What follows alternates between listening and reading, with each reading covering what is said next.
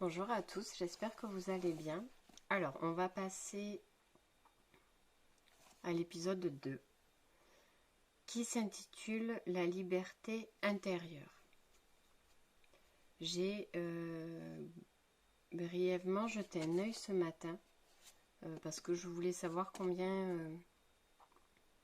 il y allait avoir d'épisodes. En fait, il y en aura 21. Je ne sais pas si je les ferai tous, j'espère que je pourrai tous les faire. J'espère que je pourrai tous les faire. Ça va dépendre aussi des retours, voir si des personnes sont intéressées ou pas en fait. Sinon, je ne vais pas continuer si ça intéresse personne. La liberté intérieure, c'est du lourd. Alors, je vais vous lire la petite induction. Pareil. Pour Dieu, vous remplacez par la source, l'univers, le tout, etc., etc. Vous faites comme vous voulez. Les oracles sont prêts. Ça va être lourd. Je pense que ça va être lourd. Alors, liberté intérieure. Qui êtes-vous? Êtes-vous ce corps ou quelque chose de plus grand? Un être spirituel? Cette prière vous aidera à affirmer votre liberté comme être spirituel, divin, parfait. Alors, la petite prière. Je ne suis pas ce corps, je suis libre. Je suis comme Dieu m'a créé. Je suis libre, pur, complet et parfait. Infiniment aimé et aimant, entier et complet. Je suis rempli et entouré de l'amour divin. Je suis rempli et entouré de la lumière divine. Merci Dieu, et ainsi soit-il. Donc, la liberté intérieure. Je ne suis pas ce corps, je suis libre. Je sais pas par quoi commencer. On me balance 40 trucs. Le fait de se reconnecter à son essence divine est le but, entre guillemets, de chaque incarnation de votre âme. Pour faire au plus simple, l'âme passe un contrat, un accord d'expérience qu'elle va venir incarner dans le corps physique, sur Terre,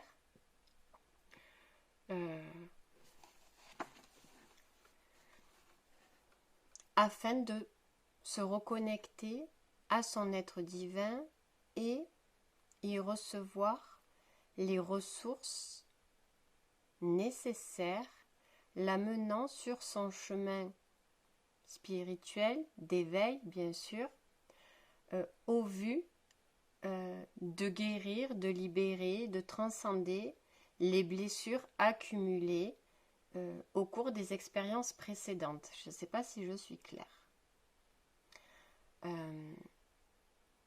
Bien sûr, au plus vous allez être une vieille âme, au plus vous allez donc avoir à votre compteur de nombreuses vies, des vies positives et négatives. J'aime pas bien ces deux mots, mais on en a tous des vies qui se sont bien passées pour l'âme et des vies où l'âme a subi des chocs, des traumatismes, des blessures et aussi où les choix du libre arbitre de chacun lors de leur incarnation leur ont fait côtoyer de près ou de loin les forces, je vais dire du mal, négatives, obscures, vous y mettez le terme que vous voulez.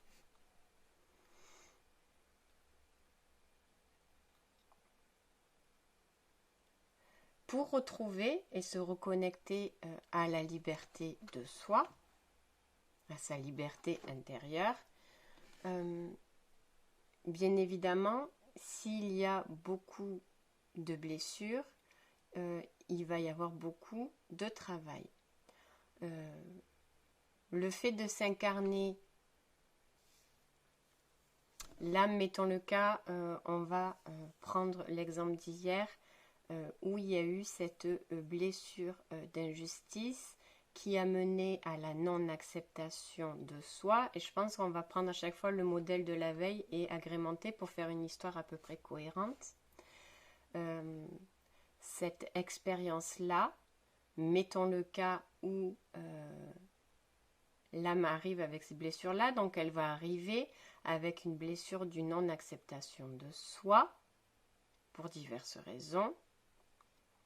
Elle va tomber dans une famille qui en gros, va mettre en lumière sa faille de la non-acceptation de soi, donc en tant que parent, va être renvoyé sur l'âme incarnée en tant qu'enfant, le déni de ses envies, de ses besoins, de son expression.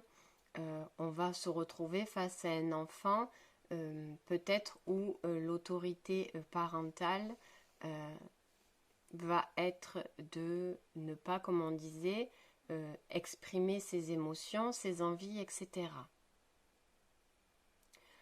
Dans la liberté intérieure, l'âme, qui n'a pas pu exprimer tout ce qu'elle voulait étant enfant, et j'ai envie de dire, on a peu le choix quand on est enfant de pouvoir se connecter à sa liberté et à son expression. Si l'adulte ne cesse de répéter tais-toi, t'es pas intéressant, t'es qu'un enfant, tu sais pas ce que tu dis, c'est faux, laisse les adultes parler, on sait mieux que toi ce qui est bon pour toi, etc., etc. Je veux dire, cette famille-là, dans cette expérience-là incarnée, va à chaque fois, n'est pas la cause de la blessure. C'est pas la cause de la blessure là.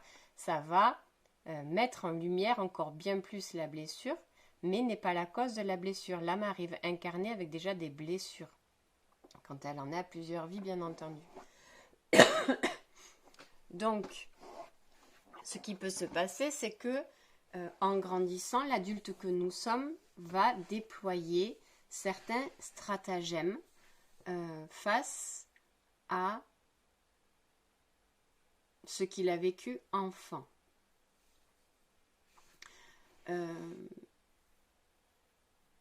Et c'est comme si on allait référencer ces différents stratagèmes par des peurs.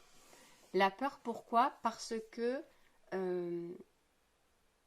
étant enfant, on n'a pas pu s'exprimer, donc se sentir aimé pour ce que l'on est, et non pas pour ce que l'on attend de nous. En grandissant, on va choisir plusieurs voies. Ça va être la voie de la personne qui va chercher à s'imposer coûte que coûte, parce qu'enfant, il n'a pas pu exprimer ce qu'il était. Ça va être la personne qui va être totalement dans le don de soi, le sacrifice, l'enfermement. Il y a plusieurs, bien sûr, voies possibles. Toutes ces voies vont être régies par une seule et unique loi, entre guillemets, qui va être la peur.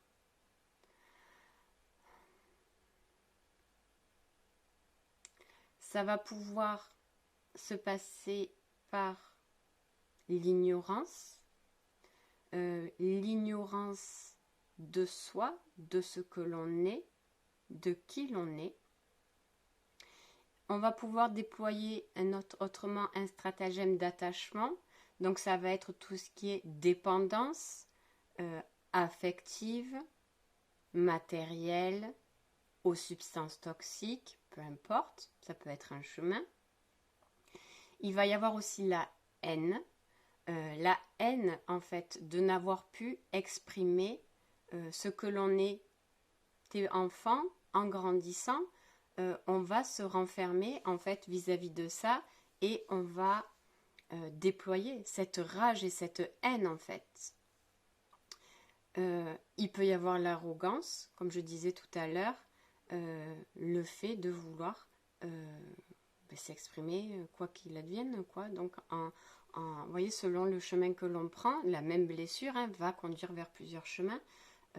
Donc, être arrogant dans sa façon d'être, de parler, de faire et d'agir.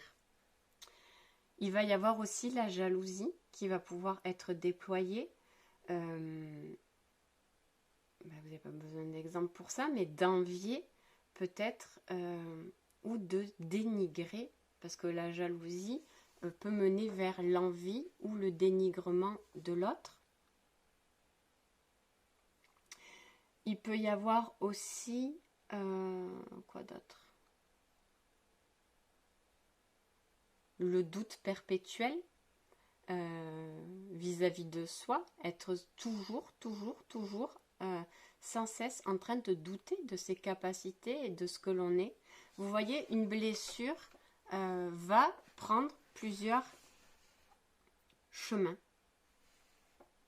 Parce que selon la réaction, en fonction des mémoires que l'on a, parce que les vies antérieures, quand on arrive ici, dans une nouvelle incarnation, on garde un sacré packaging. Et pour moi, le fait de se reconnecter à sa liberté, mais c'est pour moi, ça passe par un travail en profondeur dans les vies antérieures. Parce qu'il y a, comme on peut lire un peu partout, la blessure originelle que l'on a tous va être la blessure, c'est ce qu'on lit, d'abandon. C'est-à-dire que le fait de s'incarner dans cette vie, c'est comme si là-haut, ils appuyaient sur un bouton reset où on n'allait plus du tout ressentir la connexion au tout, la connexion au divin, la connexion à l'amour inconditionnel. On arrive dans cette vie en ayant oublié d'où l'on venait, qui l'on était, ce que l'on était venu faire, etc., etc. C'est comme si, avant l'incarnation, on nous montrait quelque chose, donc on avait fait des choix, etc., etc., et quand la barrière se lève, quand le feu passe au vert et que c'est le moment d'y aller, trou noir. Parce que dans ton contrat, tu es censé arriver, en fait, à la réalisation de ce que tu as choisi précédemment. Comme je disais, choisir quelque chose, c'est bien, mais il ne faut pas oublier les bagages qu'on se traîne des vies d'avant. La route peut être longue, parce que s'il y a plusieurs vies avec plusieurs traumatismes, et c'est souvent le cas, il va falloir épurer au maximum ce qui a été fait, ce que l'on nous a fait, ce que l'on a subi et ce que nous-mêmes nous avons pu faire subir, clairement, parce qu'il n'y a personne qui a passé des vies où c'était l'ange dans toutes ses vies, quoi. Il y a toujours eu des vies où on a fait du mal, il ne faut pas se leurrer, consciemment ou inconsciemment, mais il y a toujours eu des vies où on a fait souffrir. Donc le travail sur les vies antérieures est pour moi celui qui mène en grande partie à la libération intérieure. Parce que s'il y a l'âme qui bloque des choses parce qu'elle se sent pas à la hauteur, parce que elle est en attente d'un pardon à émettre ou à recevoir, parce qu'il y a tout un tas de facteurs, il y en a des centaines en fait, que je ne peux pas dire là parce que ça dépend des personnes. Si ça c'est pas épuré, si ça c'est pas épuré, conscientisé, libéré, guéri, etc., l'avancement là va être très compliqué. Avec toute la meilleure volonté et détermination du monde, s'il y a des bagages lourds des vies antérieures qui sont traînés dans cette vie là, parce que pareil, l'âme elle a choisi, elle disait telle problématique que j'ai fait dans telle vie là, mettons le cas, j'ai fait souffrir quelqu'un, enfin voilà, je vais donner un exemple comme ça. Mettons le cas. Dans une vie antérieure, une âme, donc dans une expérience, une âme a pris ou s'est servie d'une personne pour lui prendre ses dons, ses capacités, parce que cette personne était un peu comme le pilier. Cette personne se sentait forte en fait en compagnie de cette autre personne. C'est comme si je fais un dessin animé là. Donc cette personne pilier avait une forte énergie d'amour. Et l'âme incarnée, elle, dans le nouveau corps physique, n'arrivait pas à se connecter à sa puissance d'amour à elle. Donc elle se nourrissait de l'énergie d'amour de l'autre. Donc elle lui en prenait. Et pour X ou Y raison, cette âme était... cette âme aimait le succès, voulait du succès, voulait de la notoriété, et en se servant de l'énergie d'amour de l'autre, se mettait à enseigner ou à... parce qu'on me montre quelqu'un avec un oratoire autour, etc. Donc, peut-être à passer un enseignement, à faire passer un enseignement tout en se sentant forte et puissante et nourrie de l'amour de cette autre personne. Et puis, voulant le succès un peu plus fort, un peu plus vite, s'est mise à donner l'échange à une force négative pour pouvoir amplifier son succès. Bien évidemment, contrepartie, cette force négative a demandé des choses qui a causé la perte de ce qu'il y avait finalement de plus précieux pour cette âme-là, c'est-à-dire la personne qui était son pilier en termes d'amour. C'est-à-dire que cette personne sentait tellement l'amour que l'autre personne pouvait lui porter que ça lui donnait des ailes, ça lui permettait de se sentir grande, d'accord ? Et donc c'est comme si les forces obscures, au bout d'un moment, à force de demander échange à l'âme en disant je t'ai donné du succès, tu me donnes ça, tu me nourris de ça, tu me nourris de ça, arrivant à terme de cet échange-là, la force obscure avait dit ben maintenant je prends ton pilier, et il s'est passé quelque chose et l'âme a perdu son pilier finalement au détriment. Tout ça pour qu'elle comprenne dans l'incarnation qu'elle était en train de vivre que le succès, la notoriété n'avait pas de valeur sans l'amour en fait que l'on peut recevoir d'une personne.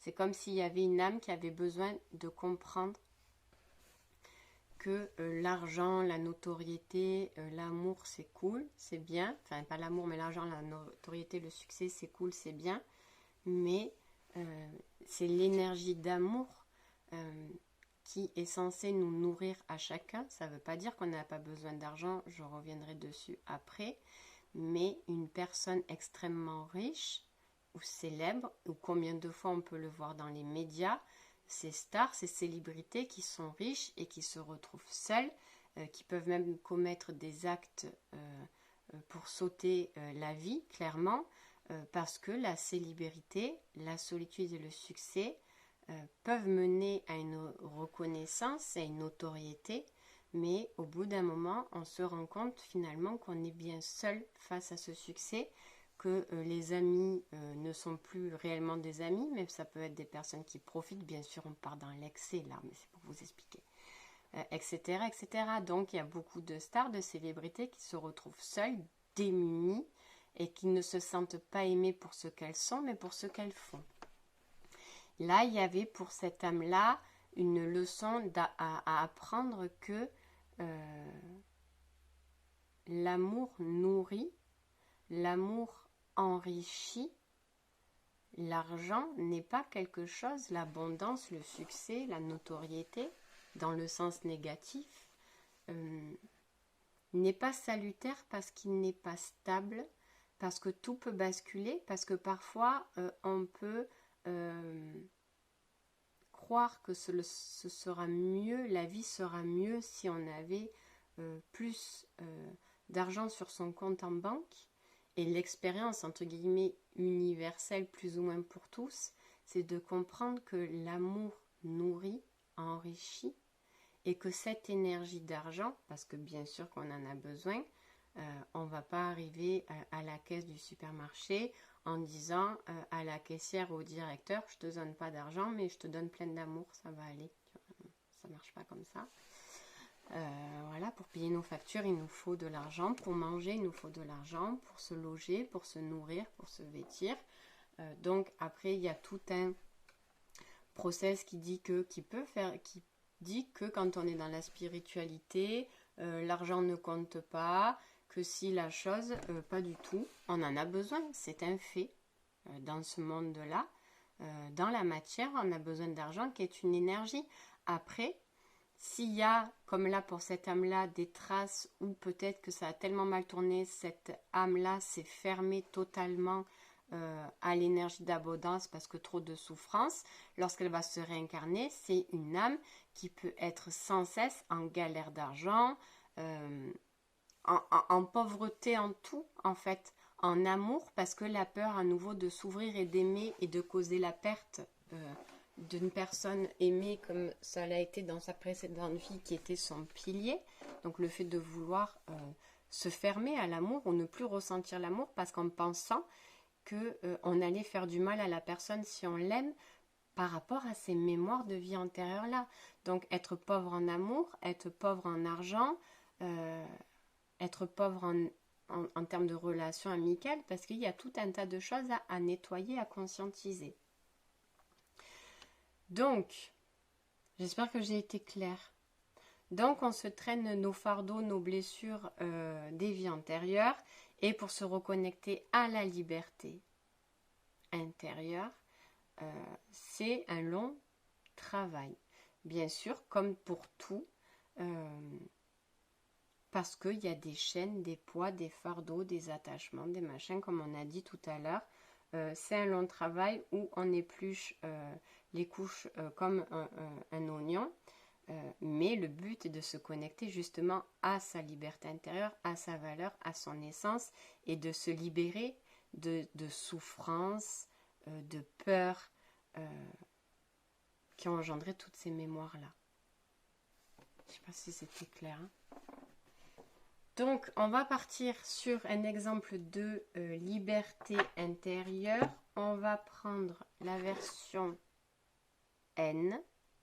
Donc, on garde l'exemple d'hier sur l'acceptation du soi, cette blessure d'injustice, qui en grandissant, on va déployer en N. Donc, peut-être dans un comportement à l'adolescence un peu bagarreur, un peu beaucoup bagarreur si l'on est enfant, garçon. Un peu rebelle mais intérieur. Rebelle intérieur à période d'adolescence, c'est-à-dire vouloir aller totalement contre l'autorité de tout ce que l'on nous demande d'être ou de faire vis-à-vis des parents, biaisé. En fait, c'est défier. La haine, c'est comme si on me disait à l'adolescence, la haine va partir un peu dans le défi parce qu'on va vouloir tellement s'imposer tout en sachant qu'on ne va pas réussir parce que le parent, lui, il n'a pas changé, il est toujours dans son mode autoritaire et tu débordes pas. Donc il va y avoir cette rébellion en fait intérieure parce qu'on va toujours pas oser à grande échelle sortir du moule dans lequel les parents nous ont mis parce qu'on est toujours logé là-bas, on est toujours dépendant des parents. Donc ça va être des rébellions, des tentatives de rébellion dans la matière aussi. Peut-être qu'on va répondre aux parents, peut-être qu'on va avoir un comportement un peu sournois derrière son dos, des tentatives un peu peut-être de ne pas aller... alors ça peut être d'avoir peur de manquer, enfin de vouloir sécher peut-être les cours en signification de rébellion. Je n'irai pas là où tu attends que moi j'y aille en fait clairement. D'aller sortir en douce, de ne pas dire où l'on va, où l'on est, ou à contrario être totalement enfermé Parce que la peur de se faire réprimander va, pareil, faire plusieurs chemins, donc on ne va pas pouvoir voir. En tout cas, il va y avoir cette notion de commencer à raviver en nous la petite graine de haine,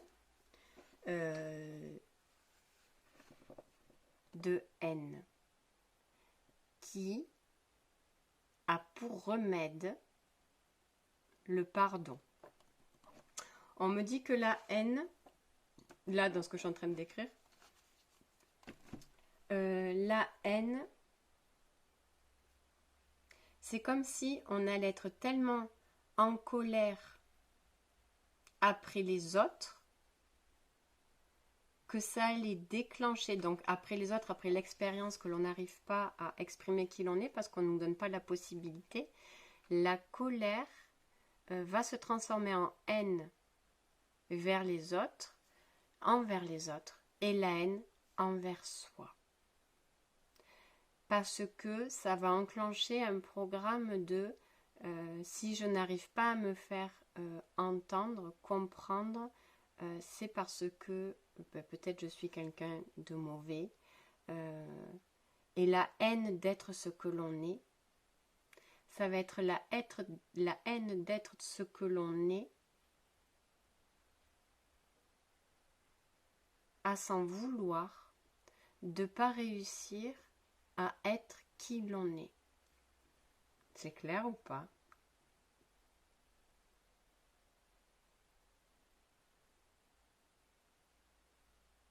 Parce qu'il y a toujours...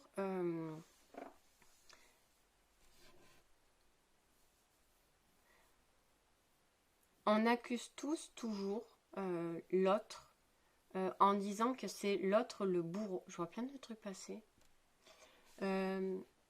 L'autre est toujours le bourreau. Le père, la mère est toujours responsable de notre mal-être. Sauf que quand on apprend que c'est de notre responsabilité, et c'est nous, c'est comme si on nous disait, ton père, ta mère qui t'a fait souffrir est une extension de toi-même. C'est une volonté de toi-même d'avoir choisi des parents comme ça, parce qu'au départ, quand tu étais là-haut, tu pouvais pas choisir des parents qui allaient t'aimer, te coucouner, pour te mettre face à cette blessure que tu avais décidé de traiter. Donc si tu tombes dans une famille qui te choie, qui te cajole, qui te ci, qui te là, qui te chose, jamais remontera la blessure que tu as traitée dans cette expérience-là. Donc forcément, tu vas te choisir des familles, des amis, des relations qui vont te mettre face à cette blessure jusqu'à ce que tu comprennes qu'il y a quelque chose à travailler sur ça. Donc au départ, l'autre, le bourreau est bourreau et nous sommes victimes. C'est notre façon de réagir, de penser. Sauf que quand on nous dit « Non, non, l'autre, c'est pas lui, hein, c'est toi le problème. » Parce que ça, tu l'apprends après. Dans le sens où, alors, je répète, enfant, tu n'avais pas d'autre choix que de subir. En étant grand, adulte, tu restes toujours attaché à ces blessures-là. Ma mère ne m'a pas aimé, la vie ne m'aime pas, je ne suis pas désirée, j'ai pas eu le droit de m'exprimer, mon père m'a abandonnée, mon frère m'a traumatisée, ma tante machin. Mais toutes ces personnes-là ont joué un rôle. C'est comme si toutes ces personnes-là étaient au courant de ta blessure, et elles le sont. Clairement, elles le sont. Et elles avaient accepté de te la montrer, de te la renvoyer à chaque fois, dans leur comportement, dans leurs paroles, dans tous leurs faits et gestes.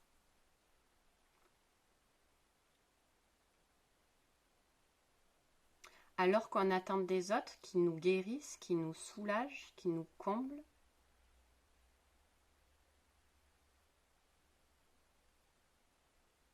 C'est là où on fait erreur, c'est qu'on attend que l'autre en face, le parent, le frère, la sœur, nous guérissent, nous soulagent et nous comblent. L'amoureux, les copains, les copines. Mais ces personnes-là ne sont pas là pour te guérir, te soulager ou quoi que ce soit. Elles sont là pour appuyer là où ça fait mal. Pour que toi-même, tu te guérisses, tu te soulages et tu te combles vis-à-vis de ton expérience et de tes blessures à toi.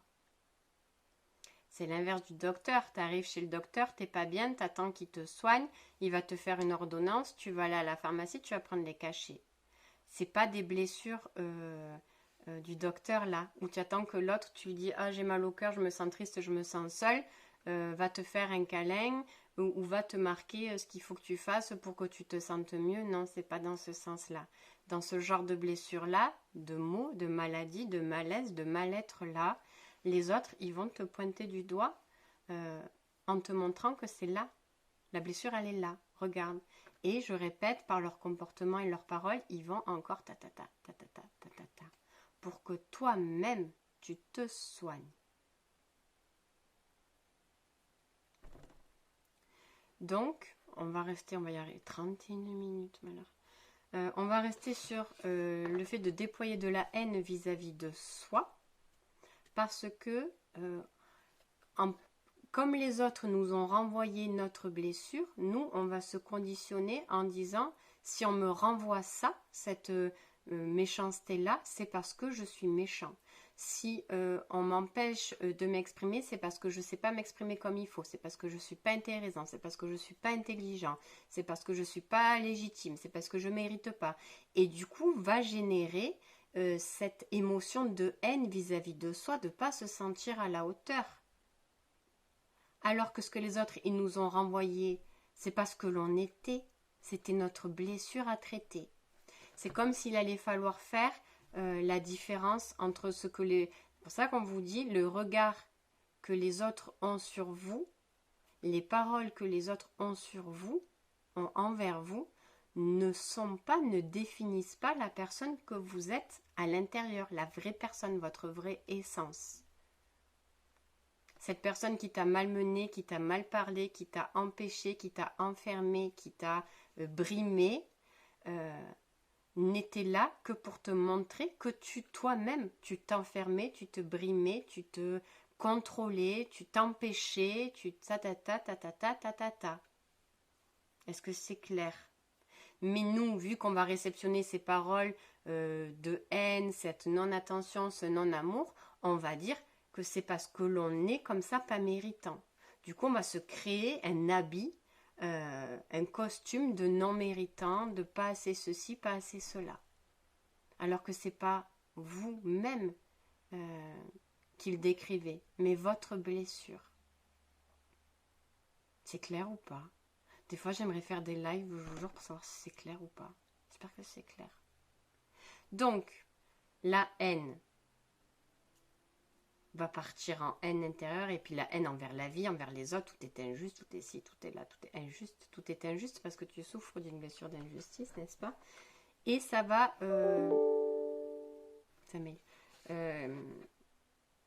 et il va falloir, là on me dit, entre autres, parce que ça ne sera pas l'outil, le seul outil, mais faire un travail de pardon sur soi.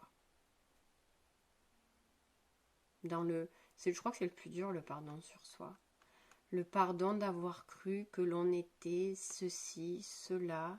Le pardon envers soi parce qu'on a agi de telle manière alors qu'aujourd'hui on le regrette. De s'être infligé ça, de s'être auto-saboté. De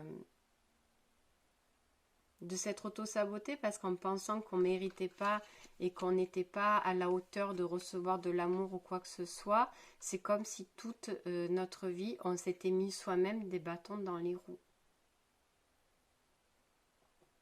D'avoir perdu la foi en la vie, en nous, en l'univers.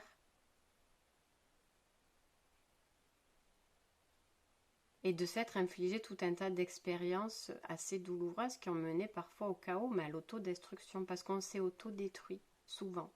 On s'autodétruit. Donc il y a un travail sur ça. Alors, la haine et le pardon de soi. Donc là, on va aller voir les petits outils. qui vont nous donner.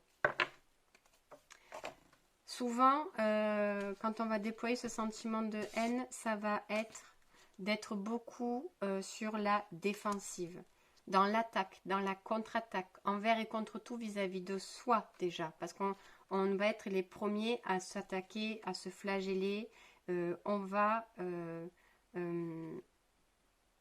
me dit être son propre poison. C'est violent quand même. Mais on va être son propre poison vis-à-vis de soi et en plus, on va être attiré par des expériences, personnes, situations qui vont être un propre poison sur nous parce que l'on va penser inconsciemment, c'est comme si on en allait se dire donc je me fais du mal par des paroles, par des situations, par des bâtons dans les roues, je m'empêche d'avancer, je m'empêche d'évoluer, je m'empêche d'accéder à l'amour de moi, de la vie des autres. Du coup, je vais me mettre dans des relations et dans des situations qui vont encore plus me faire souffrir parce qu'inconsciemment, ce qui s'est déployé à l'enfant, c'est de toute façon, tu ne mérites pas mieux. Puisque tu as la haine contre toi, puisque tu as l'impression que le beau n'est pas fait pour toi, que l'amour n'est pas fait pour toi, que tu ne mérites pas, parce que tu n'as pas su faire, parce que tu n'as pas été assez bien pour être aimé ou autre, tu déploies de la haine envers toi, qu'est-ce que tu fais? Tu vas aller t'attirer des relations où ça va être un peu pompélope, tout feu, tout flamme, la passion du début, mais après, ça va être des relations toxiques. Mais c'est en mode de toute façon, je le savais. Inconsciemment, c'est comme si de toute façon, je mérite que ça. De toute façon, je mérite que ça parce que je mérite pas mieux. Et il y a cet effet aussi de se conforter en disant ah, je tombe encore sur une personne pas bonne. Ouais, en fait, je suis vraiment quelqu'un de pas bien. Mais ça, c'est un programme en toi. C'est quelque chose que tu as déployé. Ce n'est pas toi qui es pas bien. C'est ce que tu as déployé qui te fait penser et attirer des choses et des personnes et des situations où tu ne te sentiras pas bien. C'est comme si tu allais déployer ce programme d'autodestruction et puis tu allais te mettre avec une personne où ça allait mal finir. Ça va nourrir encore bien plus cette haine à l'intérieur de toi. J'ai fait les mauvais choix. Pourquoi je tombe encore sur des comme ça? Je méritais que ça. Et derrière, en plus, de toute façon, je savais bien qu'est-ce que tu voulais que j'attire de plus, de mieux. C'est bien ce qui me semblait. Je mérite que de souffrir finalement. Tu te refuses à... tu vois, là, tu tournes le dos au soleil. Parce que dans cette auto-flagellation, auto-mutilation, tu te dis que, inconsciemment, le soleil, c'est pas fait pour toi, la lumière, c'est pas fait pour toi, elle ne te voudra pas. Donc, à chaque fois que tu vas peut-être sentir qu'on te mène vers la lumière, tu vas partir. Peut-être une relation que tu sens que tu vas être bien, tu vas quitter parce que tu vas dire c'est pas fait pour moi, c'est trop beau pour être vrai, je ne le mérite pas. Peut-être commencer un travail sur soi et puis quand tu vas voir un peu, mais c'est tout inconscient hein, parfois, il y a des trucs conscients et des trucs inconscients. Et le mental il va te dire oh là là attention, là tu commences à faire un travail sur toi, il t'envoie genre un truc oh là là on va découvrir encore de la merde, laisse tomber. Ça va faire mal, ça va piquer. Tu vas voir encore plus que tu es nul, hop, tu t'en vas. On te dit peut-être un changement de poste dans ton travail, une évolution, tu vas refuser parce que tu vas te dire je ne vais pas être à la hauteur. On va te proposer un projet, tu vas refuser parce que tu vas te dire que tu vas pas y arriver. Voilà tout ce qui va se passer parce que tu t'es programmé ça dans ta tête. Le refus au bonheur. Je refuse le bonheur dans sa globalité parce que je ne le mérite pas.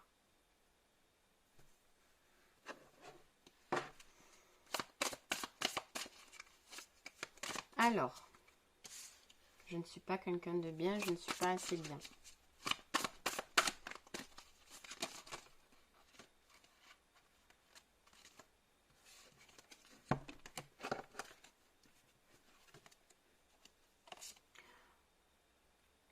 Pour cette dualité,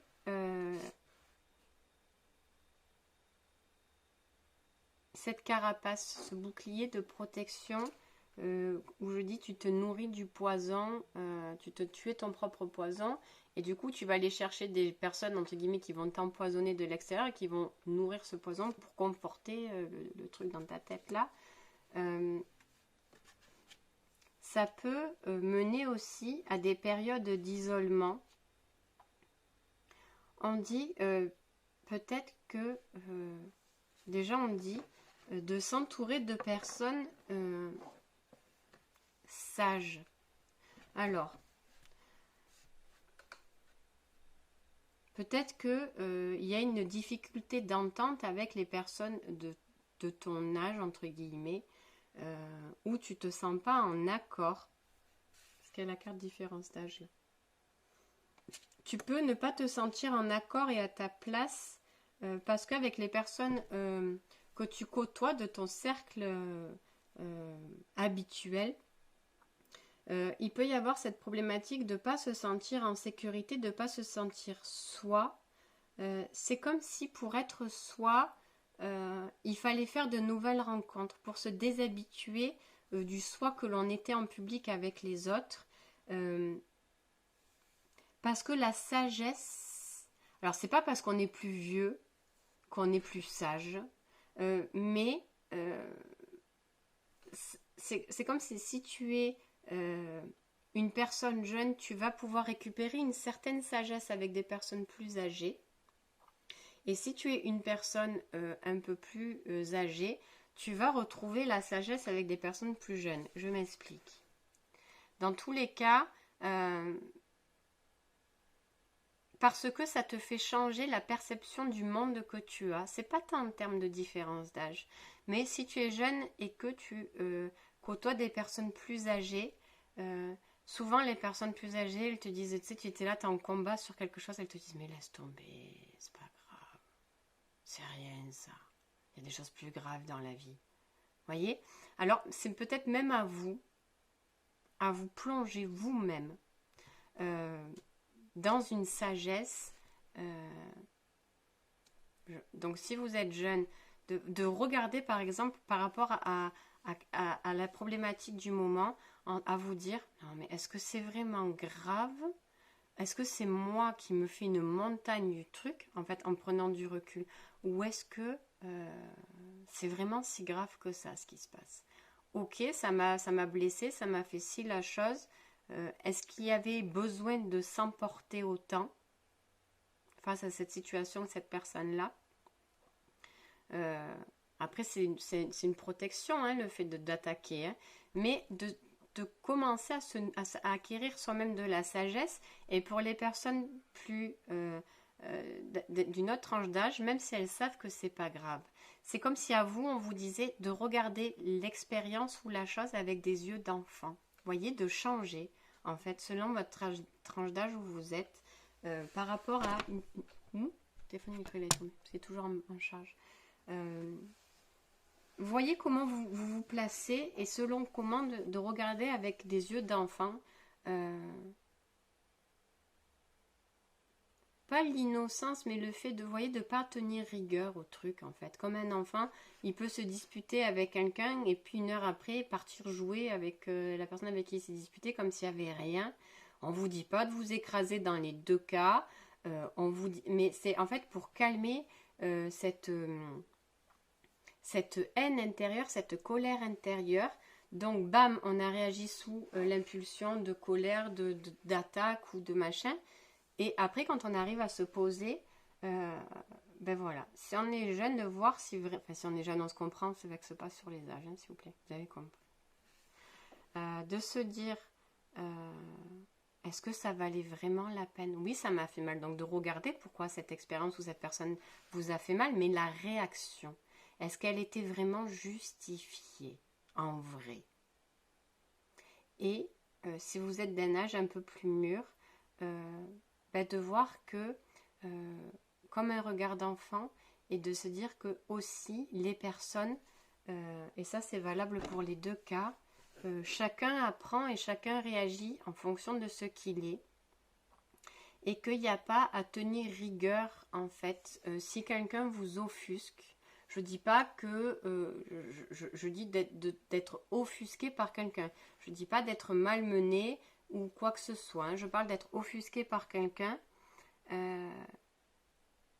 Voir que tout le monde est là pour découvrir aussi, pour expérimenter. Et de ne pas vous sentir toujours menacé. Parce qu'au plus vous vous sentez menacé, au plus vous allez attirer des personnes qui vont vous menacer. Au plus vous allez vous sentir en danger vis-à-vis de l'extérieur, au plus vous allez attirer du danger. Au plus vous allez être en enfermement, en isolement à l'intérieur de vous, au plus il y a des personnes qui vont venir vous titiller et vous pousser à sortir de votre coquille, mais d'une façon un peu brutale.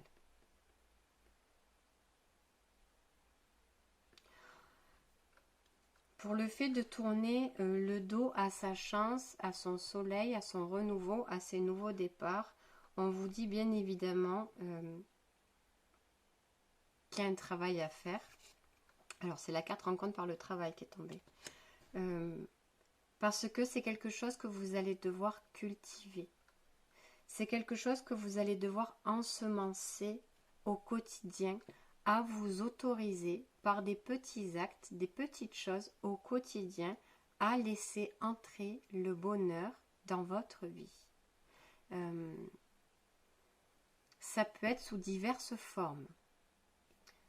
Ça peut être prendre du temps pour soi, pour faire quelque chose qui nous plaît, s'inscrire à quelque chose de nouveau pour apprendre. Je veux dire, tous les jours, et puis tous les jours, peut-être tous les jours se répéter des phrases positives sur soi,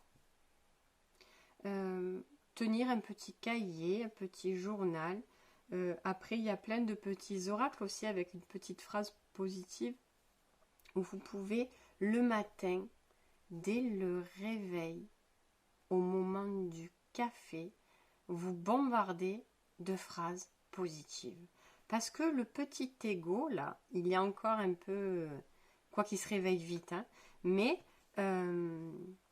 avant même, le réveil sonne, là, limite déjà, le réveil sonne, vous devriez déjà commencer à lire une petite phrase positive, au lieu de lui le laisser se réveiller, et et la journée, et j'ai pas envie, il faut aller là-bas, il faut aller voir tous ces cons, et puis des bouchons, et puis je dois aller faire les cours.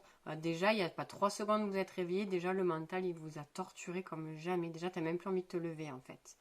Donc déjà, tous les jours, se surprendre, se laisser s'ouvrir petit à petit la voie au bonheur, au renouveau, au soleil. C'est sûr qu'on ne va pas, quand on a toutes les blessures qu'on a vues là, ouvrir la porte en grand en disant non mais vas-y rentre le soleil. Non, parce qu'on a peur, parce qu'on ne se sent pas mérité, parce que si, parce que... tous les jours, posez une petite action pour vous. Pas pour le monde, pas pour rien, pour vous. Pour vous octroyer tous les jours un petit rituel. Et je dis tôt le matin. Enfin, tôt le matin, au moment du réveil, avant que lui, parce qu'après, vous pouvez le faire dans la journée, hein. Mais lui, déjà, il a déjà surchauffé, il vous a déjà déconnecté, il est déjà parti dans ses travers, c'est fini. Donc, très rapide. Mais en buvant le café, vous pouvez lire des trucs, vous ne perdez pas de temps, hein. Vous n'allez pas être à la bourre parce qu'en buvant votre café, vous allez lire 2 phrases positives, c'est un exemple. Après, en prenant votre douche, vous pouvez vous répéter les 2 phrases, mais les dire vraiment en conscience, pas les répéter par cœur, en mode je sais pas ce que je dis, en pensant déjà au bouchon qu'il faut aller faire l'essence, qu'il faut aller déposer les petits machins, qu'il y a la réunion ce matin à 8h, qu'il y a l'autre râleuse qui va venir gonfler, qu'il y a l'autre... non, doucement, doucement. Donc si déjà direct vous vous envoyez des good vibes, des énergies positives, au réveil, en buvant le café, en vous mettant un peu en joie. Parce qu'on me dit bulle de protection. Est-ce qu'il faut que je fasse? Peut-être que je vais faire un petit soin audio de bulle de protection pour éviter de la meilleure manière qui soit, parce qu'on ne peut pas tout empêcher non plus, mais de rester dans son énergie positive du matin. Voilà, donc peut-être que je ferai ça. Petit truc. Donc vous vous racontez vos petites phrases, votre petit rituel, prendre un mot, peu importe, c'est des phrases, c'est ce que vous voulez. Vous vous mettez en place un petit rituel le matin au réveil. Quelque chose qui ne vous prend pas de temps. Ne me dites pas j'ai pas le temps, il y a si en buvant le café vous avez le temps. Et peut-être le soir, au moment du coucher, de se remercier d'avoir pris ce temps pour soi, de se préparer les nouvelles phrases pour demain et de voir en fait que sa vie change. Parce que forcément, si vous vous mettez des bonnes vibrations de bon matin, même s'il y a les bouchons et tout, au lieu de râler, peut-être que vous mettrez la musique à fond et vous danserez. Peut-être que la râleuse, ce jour-là, elle va même pas venir vous parler ou alors elle sera absente. Peut-être que la réunion, vous pensez, enfin ça vous a toujours pas plus de fou, mais du coup, vous étiez quand même bien et que on vous a pas gonflé et que, enfin voilà quoi. Vous voyez, changez votre structure mentale.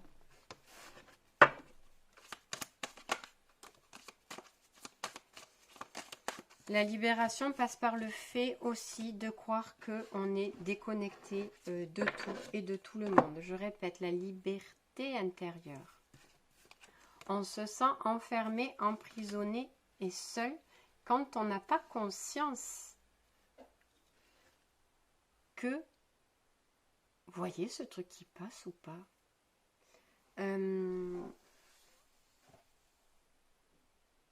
L'amour est une énergie, l'amour ne se voit pas. Souvent on pense que si ça peut disparaître. Je veux dire, des fois on est séparé de son conjoint, de son ami, de ses parents, de ses enfants et on a souvent loin des yeux, loin du cœur. Voilà, clairement c'est quelque chose qui tourne en boucle chez tout le monde. On vous dit que l'amour est présent à chaque instant dans votre vie et que toutes les personnes qui vous sont chères à vous et pour qui vous êtes cher vis-à-vis d'elles, de ne pas se sentir seul et abandonné, même j'ai envie de vous dire, l'univers, la source, le tout, on ne les voit pas. Et pourtant, ils sont là. Alors, ça peut paraître fou pour ceux qui adhèrent pas trop à ce principe-là. Pour ceux qui me connaissent, ils savent très bien ce que je dis. Et pourquoi je le dis. Mais toutes ces énergies, alors les anges gardiens, les archanges, les divinités, les maîtres ascensionnés, qui vous voulez, comme vous voulez, sont là toujours autour de nous. Et ils nous aiment et ils nous apportent beaucoup de soutien et d'aide et de réconfort quand on leur demande. Pas, je répète toujours, pas toujours comme on l'aimerait. C'est sûr que si vous êtes seul et que vous demandez à votre ange gardien de vous faire rencontrer l'homme de votre vie, ça ne va pas se passer comme ça. Parce que clairement, c'est pas la personne, c'est pas parce que vous allez avoir un amoureux que vous allez vous sentir plus aimé. Ça va peut-être durer un moment et puis après va quand même s'instaurer des disputes, des conflits pour des bêtises en fait, parce que cette blessure-là va remonter. Donc l'autre il sera jamais à la hauteur, il n'arrivera jamais à remplir votre coupe d'amour vide si vous-même vous ne remplissez pas votre coupe d'amour à vous. Je veux dire, c'est comme s'il y avait une coupe, il allait voir verser. Je parle des relations saines. L'autre, il va verser son amour dans la coupe, mais ça va être une coupe sans fond parce que vous-même, vous n'avez pas mis les bases dedans. Donc, au bout d'un moment, vous allez vous sentir pas aimé, abandonné. Il n'aura pas envoyé le message, il n'aura pas donné la petite attention, il est parti avec les copains, vous allez vous sentir seul, blablabla, blablabla, blablabla. Il n'y a personne en face qui peut combler votre coupe d'amour si vous-même vous ne mettez pas votre amour dedans. Votre amour dans votre coupe, c'est la base. Si vous ne mettez pas la base, l'autre il va vider, vider, vider, vider, il n'y aura rien, ça ne se remplira jamais, ça sera un puits sans fond.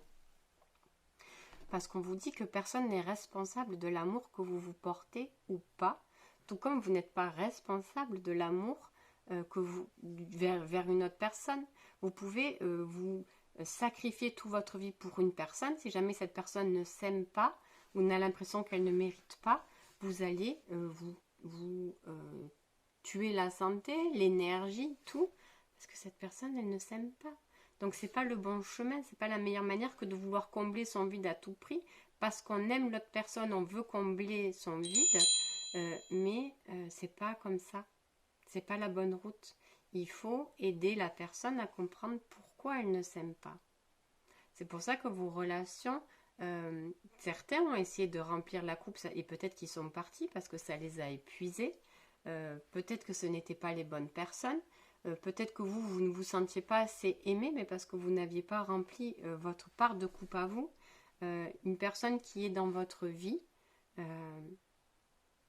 elle n'est pas là pour remplir votre coupe. Que ce soit parents, enfants, amis, relations amoureuses. C'est pas son rôle. C'est pas son rôle. Et tant que vous restez dans cette optique-là, ça va être compliqué. Aucun ami, aucune connaissance, aucune relation n'a à combler les vides que vous avez en vous, si ce n'est vous vis-à-vis de vous-même. C'est de votre responsabilité à vous, parce que vous êtes le créateur de votre vie, oui, mais parce que vous êtes aussi votre guérisseur, votre propre guérisseur vis-à-vis de vos blessures. Bien sûr qu'on a besoin d'outils et de tierces personnes aussi pour pouvoir comprendre et soulager et libérer des choses, mais personne n'est responsable de votre guérison, tout comme personne n'est responsable de votre mal-être. Si au jour d'aujourd'hui vous êtes toujours dans le mal-être, c'est que vous ne vous êtes pas guéri. Donc de tenir responsable l'extérieur ne vous mènera nulle part. Il y a ok, j'ai cette blessure, j'ai souffert de ça, ça, ça, on m'a fait subir ça, ça, ça, mais tant que ça vit toujours en vous, vous n'êtes pas libre et vous n'êtes pas guéri. Et vous laissez ces personnes et ces situations de souffrance vivre toujours en vous, parce que vous en prenez pas la responsabilité de les traiter. Et là, c'est votre responsabilité que de prendre en charge ces souffrances pour pouvoir les libérer, plutôt que de les garder et de les nourrir, consciemment ou inconsciemment. On vous dit d'arrêter de vous couper l'herbe sous le pied. On vous dit d'arrêter de vous couper l'herbe sous le pied. Par rapport au fait de justement de ne pas croire en soi, en ce que l'on est, en ce que l'on mérite. On vous dit d'être. Essayez d'être 1 heure, une journée, au moins pour essayer au début,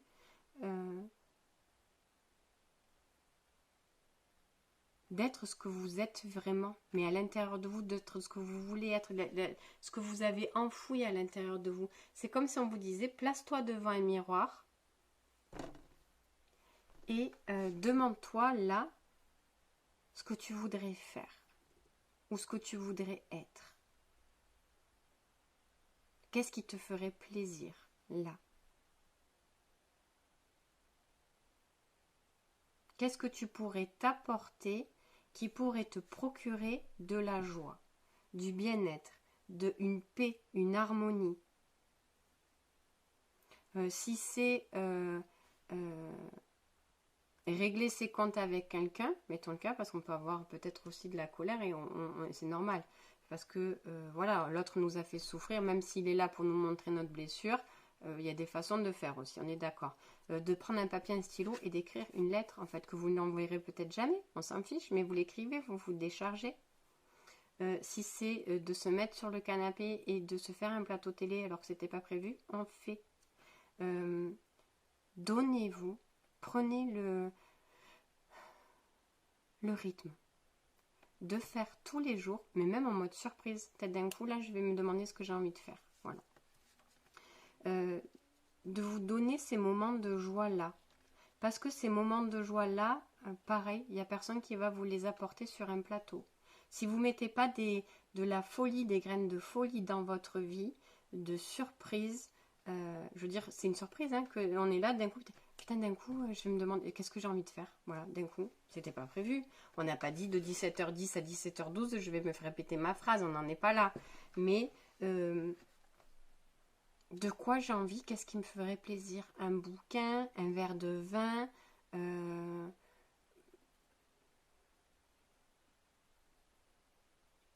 un oracle, regarder, je sais pas, quelque chose sur internet, m'inscrire quelque part, mais pas tous les jours s'inscrire quelque part, on va pas se bombarder d'activités, mais peut-être que si c'est de la créativité, de faire des petites choses, même si ça a pas, ça me fait plaisir de créer, de prendre deux trucs, deux papiers, du scotch et de faire quelque chose, et ben je le fais. Voyez ce que je veux dire? Pour apprendre à vous découvrir et à récupérer votre liberté, il va falloir creuser au plus profond de vous. Parce que cette liberté intérieure-là, elle a été bien enfouie sous bien des souffrances, bien des carapaces et bien des choses. Si vous ne retroussez pas les manches, si vous-même vous n'avez pas la volonté et la motivation d'aller chercher ce que vous êtes et d'aller vous chercher votre liberté, il n'y a personne qui va aller vous la chercher pour vous. À un moment donné, c'est comme si on vous disait qu'est-ce que tu veux dans ta vie? Est-ce que tu veux rester éteint ou est-ce que tu veux t'allumer? Et pour t'allumer, pour rayonner, de quoi tu as envie? Et c'est comme si on vous disait tous les jours de faire un pas vers vous.